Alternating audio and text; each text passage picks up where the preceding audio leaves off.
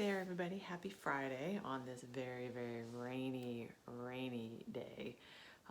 We have had rain starting since yesterday at like 8 o'clock or 9 o'clock in the morning, and it's pretty much been continuous. It's about 2 o'clock in the afternoon now, and they're not saying it's going to stop until something like 9 or 10 tomorrow morning. We're going to end up having something like 48 plus hours of rain, and we just got 3 inches of rain on Sunday, so we are really saturated. Not a whole lot of anything that you can do outside, so I have been working on a triangle single strand woven shawl. I turn that. This is what I've been working on. You can see the pattern here. It's actually a 2x2 downhill twill, and it's actually pretty simple. It was something that I had wanted to do for a while, and it was something I wanted to do with some of my homespun because I thought it would look nice. So I had spun up some Shetland wool, which is basically this. This is one of the balls that I have, and my other ball was bigger than this, and that's the one I started out with. And I'm pretty close. I'm about 12 pins from being done. I'm not going to get too much into the beginning here of talking about the weaving and homespun and everything. I just want to go ahead and show you what this is and how to do it, because I struggled with this a little bit. I found some instructions online.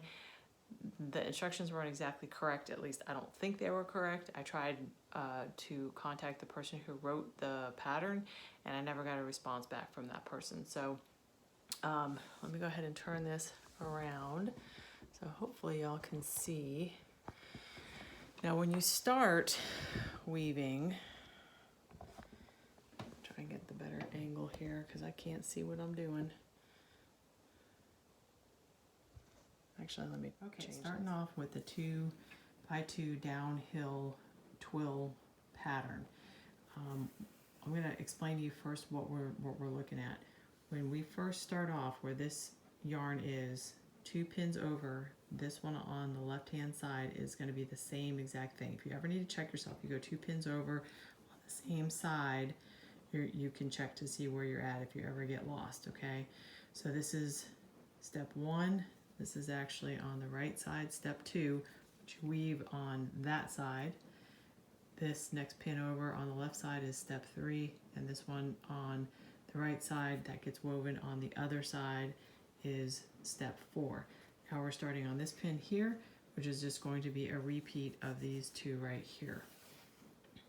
So the first part of the pattern is going to be under, over, under, and then over, over. So, okay, starting off with the 2x2 downhill twill pattern. I'm going to explain to you first what we're looking at.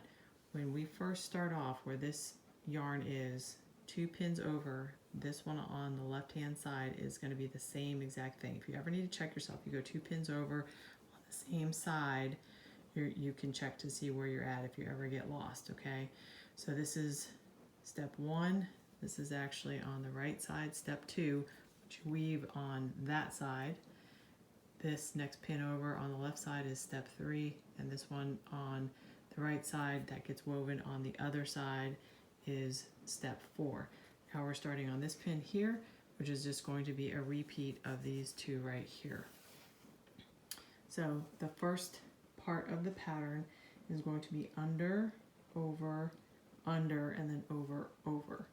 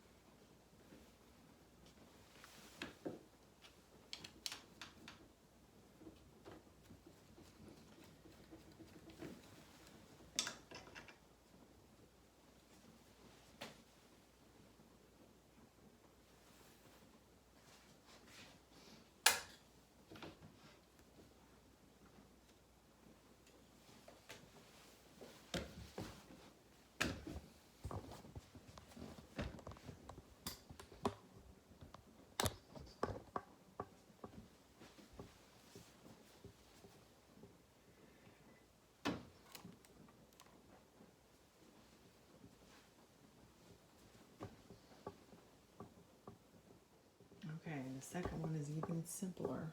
It's going to be over these two, so it's set up just the way it needs to. And then you go under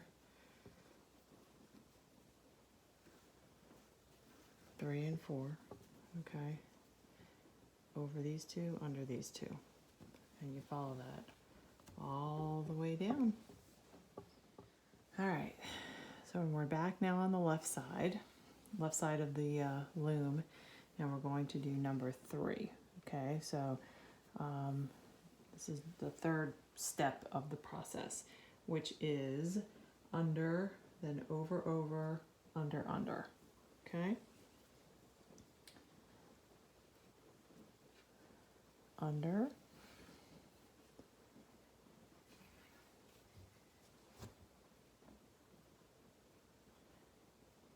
these two will be over, over, and then the next two will be under, under, and then you got 2 over, over, under, under, and you follow that all the way to the bottom. Okay, now we are on step 4 of this pattern, and that will complete the cycle, and it is over, under, over, over. Okay, so it's going to be over the top one, under the second, and then yarns 3 and 4 are over, over, and the next two are under. Over, over, under, under. Now a couple things. I just wanted to get through the steps in the beginning of the video so you guys could see. But you can kind of notice in here, it's a little tight. Sometimes that happens, it bunches up, and you can take, I just use a pick. This is what I use to kind of pack everything, and you can actually use this to kind of help separate the threads and the yarns a little bit so you can see a little bit better if you need to. One of the things also that I will eventually do when I'm finally done with this is at the very top, you can see how this is a somewhat long loop here. When you go look at the corners, or the edge, it's very, very short. It really should be closer to this, just very short, even all the way across. It's not. I'm going to have to go back and fix it. The other thing too is in the very beginning of this weave, for like the first 6 pins, this is a plain weave. I don't even know if you can see it. And then right about here is where the twill picks up and starts. It's just so tight in here, you really can't do a weave. You almost can't even tell actually, but that's one of the things that you just do a plain over under when you're very, very first starting out. Also make sure that, what I do anyway, is I push the, when I'm kind of done, or just to make sure I'm pushing it all the way back up against the wood, because you don't want this to pop off accidentally. That could be very bad. So make sure that you're taking your time and you're doing the things that you need to do so that your weaving is correct and it's good, and you are not going to have some heartache that's going to pop up later. I didn't tell you in the beginning, I'm kind of doing some of my explanation towards the end of the video if anybody cares to know about it, is that when you do this single strand weaving, you can really see it as you get closer to the center. It's almost like you're weaving a U, okay? So you're weaving on this one side, but simultaneously you're doing a mirror image on the other side. So it's the exact same thing. It's almost as if it's folded in half. It's truly a mirror image. And then when you get down to the very bottom, you will end up taking this and putting it on the next available peg, bringing it across, and then coming up and packing it the whole way. One of the things about here, actually the whole weaving, is one thing I want you guys to know about the weaving is when you are working on tension, particularly at the very top. I made the very, very top one almost like swag. It has had a lot of slack to it, because every single loop here This one will have every single bit of the weave. And what happens is as the weaving occurs, the whole thing gets tighter. It gets taken up, okay? And when you come further down, you don't have to worry about that as much, but you also don't want it to be drum tight. You will end up having problems. So give yourself some slack. So down here at the bottom, this is fairly loose. It's a little bit tighter up here. I probably should have gave myself a little bit more slack, but this is one of the things that you should be going for, is to have some slack, because if you do it too tight, the finished product won't actually have a nice feel and a nice drape to it. So for the rest of it, I'm going to go ahead and just show you how I weave the whole row and pack it and everything, and that will basically complete the cycle for a 2x2. Okay, so all I'm going to do is just keep weaving, making sure that I've got the correct yarn pair each time that you grab, whether you're going over or under, it doesn't matter. And if you're not sure, you may have to kind of tug and pull and make sure that it's separated, because occasionally one of the things that happens as you pull the yarn through, see if I can actually get it to do this. It has too much tension, it won't do it. But when you pull the yarn through, like maybe when you're further on this side here, the yarn will actually flip over. So this strand will come up to the top and you can get like a twisting effect. You don't necessarily want that. So, you know, just taking the time to make sure everything lays flat and the way it's supposed to is wise. You'll end up having a nicer product in the end. I also don't go too far down. You could go all the way down, but what I found is that the loose yarn will actually snag on the pins, and it's just an annoyance, and it makes the weaving a little bit nicer and more quick, even, because you're not having to pause every few times that you're doing a picking up the yarn because it got snagged somewhere.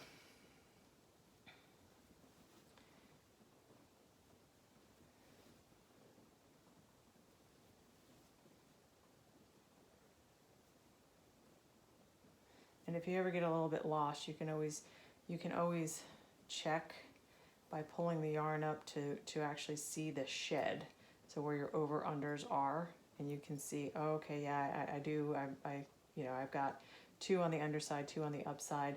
One of the things too that happens in the center, and especially with wool, is that when you're starting out and you're like maybe only a third of the way done, and you're bringing this all the way across, is that this tends to get kind of grabby, like Velcro. So you have to sometimes put your fingers up through the shed, find out where it's actually sticking, and break that tension, and then you can keep on weaving. Right now there's a pretty decent amount of tension, and I'm not having that as an issue. The way I also have my loom set up, I can set it up here higher. There's a place at the top that I can actually set it up one more. So if I wanted to stand, and when I first start off, the weaving is really just up here, but as it grows, it actually comes down in length. And so I lower it so that I can stand, and then once I get to the lower parts here, I've actually got a little stool that I sit on. It makes it more comfortable, and it's really not a big deal to stand for a few minutes, do some weaving, and then sit for a few minutes and do some weaving. It's actually, for me, it's more preferable than just standing continuously in one spot. I like it better when I get to this point where I can actually do a little bit of sitting.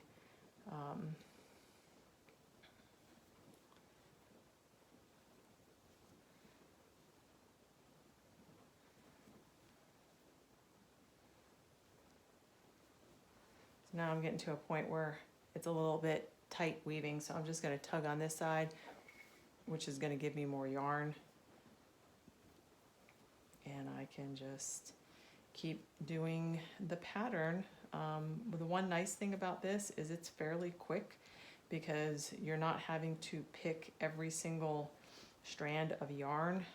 It is, you know, over 2, under 2, so you're literally doing it by 50% less. So it's a quicker weave actually than doing a true over under for each strand.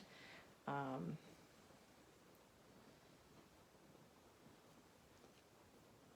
the last bit here is I've got 1, 2, 3, 4, 5. I've got 5 strands, okay? So I have my 2 that I went over, I went under. My next 2 I should be over, and then the last 3, the two before the last are gonna go under, and then there should always be, this is how you check yourself, there should always be 1 strand by itself that you are going to go over, and you put that on a pin, okay?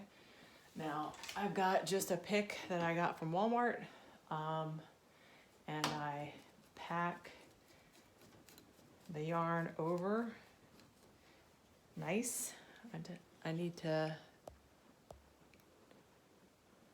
tug on this a little bit more, give myself some slack, draw it across.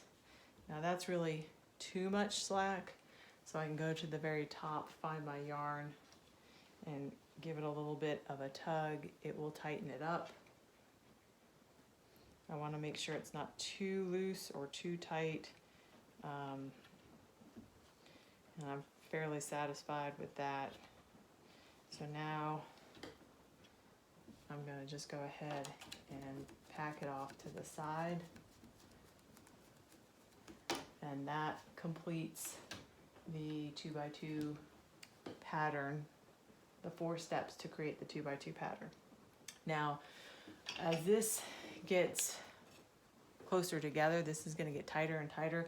And when I only have just a few pins at the top, this is a nice little tool that you can use to help you with your weaving as you go up and down, and then you get to the point where you finally get your yarn, and then you can just pull it through. Because once you just get to a point where you literally have a 1/2 inch, you're going to need something like this, or a crochet hook, in order to pull your yarn all the way through. The very last one, because as you're coming in evenly, the very last one should be one that comes down, and it should be, I'm not going to do a 2x2 weaving, it's just going to be a single over under weave, and it will come right down here at the bottom, and I can tie it off, and the thing is basically done, just for the finishing work that needs to happen. And that is basically it as far as the actual weaving portion of it. I got introduced to this through one of the historical reenactments that I had gone to. Carol Lee was at one of the events that I was at, and she was teaching this, and so actually I had picked it up before I had met her. I had heard about her, but I started to do it before, and then I met her, and she had showed us some pointers and stuff. She would do workshops and stuff throughout the entire week that we were there, and I saw some really beautiful shawls that people were making, stuff where they had fringes on the side. After people had finished their shawls, they would do embroidery on it. I mean, really, really amazing work. So even though mine is somewhat plain Jane, it's actually can be as elaborate as you want to make it. That's it for me. So from here at Very Wet and Soggy Blackberry Patch Homestead, I hope y'all are staying dry and safe out there, and remember, you are the gold.